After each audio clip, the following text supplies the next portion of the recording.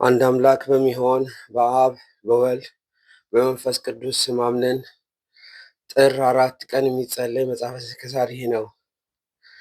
በዚች ቀን የከበረ ባለቤት ጌታችን ኢየሱስ ክርስቶስ የሚወደው የከበረና የተመሰገነ ወንጌልን የጻፈ የሐዋርያው ዮሐንስ የፍልሰቱ መታሰቢያ ሆነ። ለዚህ ቅዱስ ወደ እስያ ሀገር ይሄድ ዘንድ ዕጣው በወጣ ጊዜ እጅግ አዝኖ አለቀሰ። እነርሱም ክፉዎች ከሃዲዎች ልባቸው የደነደነ መሆናቸውን አውቆልና፣ ግን ከጌታችን ኃይልና መጽናናት አግኝቶ ከደቀ መዛሙርቱ ከአብሮክሮስ ጋር ወጥቶ ወደ ክፍሉ ሄደ። ወደ ኤፌሶንም ሊሄድ ወዶ በመርከብ ላይ ተሳፈረ። መርከቡም ተሰበረ። እያንዳንዱ በመርከቡ ስባሪ ሰሌዳ ላይ ተንጠልጥለው ደቀ መዛሙሩን አብሮኮሮስን የባህር ማዕበል ወደ አንዲት ደሴት አደረሰው። ቅዱስ ዮሐንስን ግን በባህሩ ማዕበል መካከል 40 መዓልት 40 ሌሊት ኖረ። ከዚህ በኋላ ደቀ መዝሙሩ አብሮኮሮስ ወዳለበት ወደ የብስ ባህሩ ተፋው። ስለ መገናኘታቸውም እግዚአብሔርን አመሰገኑት።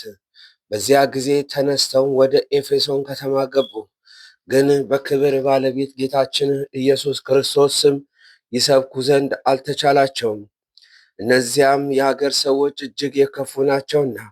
ስለዚህም ምክንያት ፈጥረው ዮሐንስ ሮምና ለምትባል ሴት የውሽባ ቤት እሳትን የሚያነድ ሆነ። ረዱ አብሮኮሮስም አጣቢ ሆነ።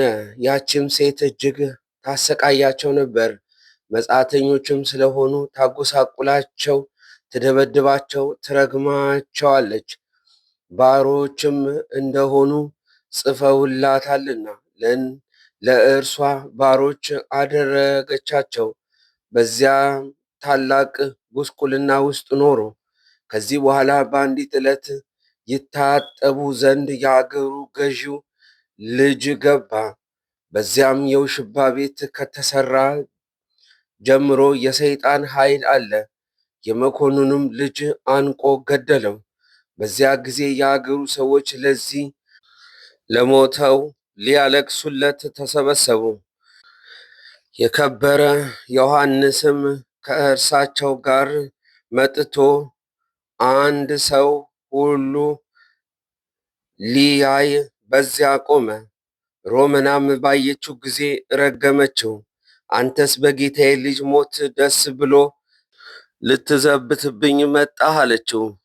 ቅዱሱ ግን በቅንነት አይዞሽ አትዘኝ አላት። ይህንንም ብሎ ወደ ሞተው ቀረብ ብሎ በመስቀል ምልክት አማተበበት፣ በፊቱም ላይ እፍ አለበት። በዚያ ጊዜ ያ የሞተው ድኖ ተነሳ። የአገሩ ሰዎችም ደነገጡ። ሮምናም ወዮልኝ፣ እግዚአብሔር የሚሉት አምላክ አንተ ነህን አለችው። እነርሱም አይደለሁም፣ እኔ አገልጋዩ ሐዋርያ ነኝ እንጂ አላት። በእነርሱ ላይ የሰራችውን በደል ሁሉ ይቅር ይሏት ዘንድ መሪር ለቅሶን በማልቀስ ሐዋርያትን ለመነቻቸው። እነርሱም አረጋጓት፣ አጽናኗትም። ከሀገሩ ሰዎች ብዙዎቹ በክብር ባለቤት በጌታ ኢየሱስ ክርስቶስ አመኑ። የክርስትና ጥምቀትንም አጠመቃቸው። በፊታቸውም ብዙዎች የሆኑ ድንቆቹን ታምራት አደረገ። ይህንንም አይተው የሀገሩ ሰዎች ሁሉ በጌታችን አመኑ፣ ከጣዖታትም አገልጋዮች በቀር። እነርሱም ሰይጣንን በእርሱ ላይ ስለሚያነሳሳቸው ሊገድሉት ይሹ ነበር። ነገር ግን ምርጦቹን እግዚአብሔር ጠበቃቸው። የከበረ ዮሐንስም ሁሉንም እግዚአብሔርን ወደ ማወቅ እስከመለሳቸው ድረስ ታላቅ ድካምና ጭንቅ የሆነ መከራ ደረሰበት። የከበረ ሐዋርያው ጳውሎስም ስለ ልቦናቸውን ደንዳናነት ጣዖታትንም ስለመውደዳቸው ስለ እነርሱ መስክሯል። እርሱም ዮሐንስ በታላቅ ድካም ወደ ቀናች ሃይማኖት መለሳቸው። ከዚያም በኋላ ኤጲስቆጶሳትን፣ ቀሳውስትን፣ ዲያቆናትን ሾመላቸው። ከዚህም በኋላ ከእስያ በዙሪያው ወዳሉት ሀገሮች ሁሉ ወጥቶ አስተማረ። እግዚአብሔርም ወደ ማወቅ መለሳቸው። ይህንንም የከበረና የተመሰገነ ዮሐንስ በዚህ ዓለም 90 ዓመት ኖሮ እጅግም ሸመገለ። ግን እንደ ባልንጀሮቹ ሐዋርያት በመሰየፍ ሞትን አልቀመሰም። ስለ ድንግልናውና ስለ ንጽሕናው ይህ ሆነ። ሁሉም በክብር ይስተካከሉ ዘንድ እርሱም ወንጌልን፣ ቀለምሲስ የሚባለውን ራእይ፣ 3 መልእክታትንም የጻፈው ነው። እራት ሲበሉ በጌታ ኢየሱስ አጠገብ የተቀመጠውና አቤቱ የሚያስዝህ ማን ነው ያለው ይህ እርሱ ነው። ጌታችንም በተሰቀለ ጊዜ ከእመቤታችን ቅድስት ድንግል ማርያም ጋር በመስቀሉ አጠገብ የቆመ እናቱንም እነሆ ልጅሽ ያላት እርሱን ደቀ መዝሙሩንም እነኋት እናትህ ያለው ነው። ጴጥሮስም እርሱን ሲከተለው ባየው ጊዜ ስለ እርሱ ጌታ ኢየሱስን አቤቱ ይህስ እንዴት ነው ብሎ የተናገረው። ጌታ ኢየሱስም እስከመጣ ድረስ ይኑር ዘንድ ከወደድኩ አንተ ምን አለህ? አንተ ግን ተከተለኝ ያላለት ይህ ነው። የተመሰገነ ዮሐንስም ከዚህ ዓለም የሚወጣበት ሰዓት እንደቀረበ ባወቀ ጊዜ ሕዝቡን ጠራቸው። ጸሎቱንም ጸሌና ህብስቱን ባርኮ ቆርሶ ይህም የጌታችን ሥጋውና ደሙን ሰጣቸው። በቀናች ሃይማኖት እንዲጸኑና አዘዛቸው፣ ባረካቸው፣ አጽናናቸው። ከዚህም በኋላ ደቀ መዝሙሩ አብሮክሮስ ከወንድሞቹ ሌሎቹ 2 መቆፈሪያ ይዘው ይከተሉ ዘንድ አዘዘ። ከኤፌሶንም ከተማ ውጪ ወጣ፣ ጉድጓድ እንዲቆፍሩም አዘዘ። ከውስጧም ወርዶ ቆመ፣ ልብሱንም አስወገደ። በአንዱ የበፍታ ቀሚስ በቀር አላስቀረም። እጆቹንም አንስቶ ጸሌና ወደ ከተማ ይመለሱ ዘንድ አሰናበታቸው። በክርስቶስም ሃይማኖት ይጸኑ ዘንድ ለሕዝቡ ይነግሯቸው ዘንድ አዘዛቸው።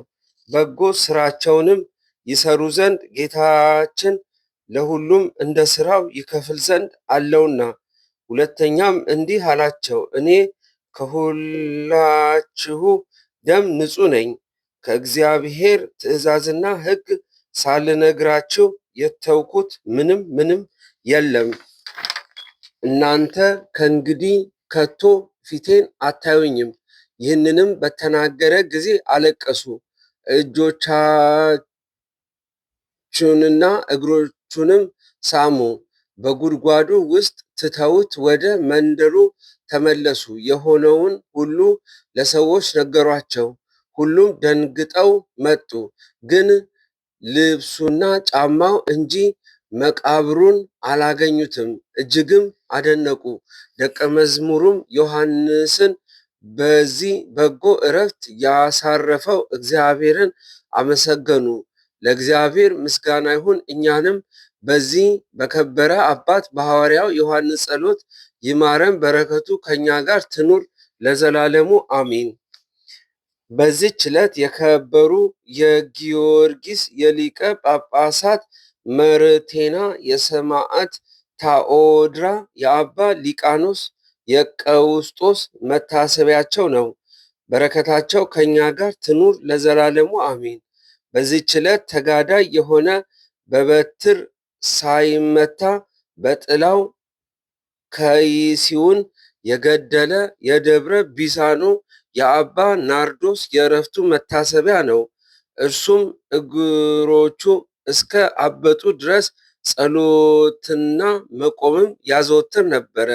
ለእግዚአብሔር ምስጋና ይሁን፣ እኛንም በቅዱሳኑ ሁሉ ጸሎት ይማረን ለዘላለሙ አሚን።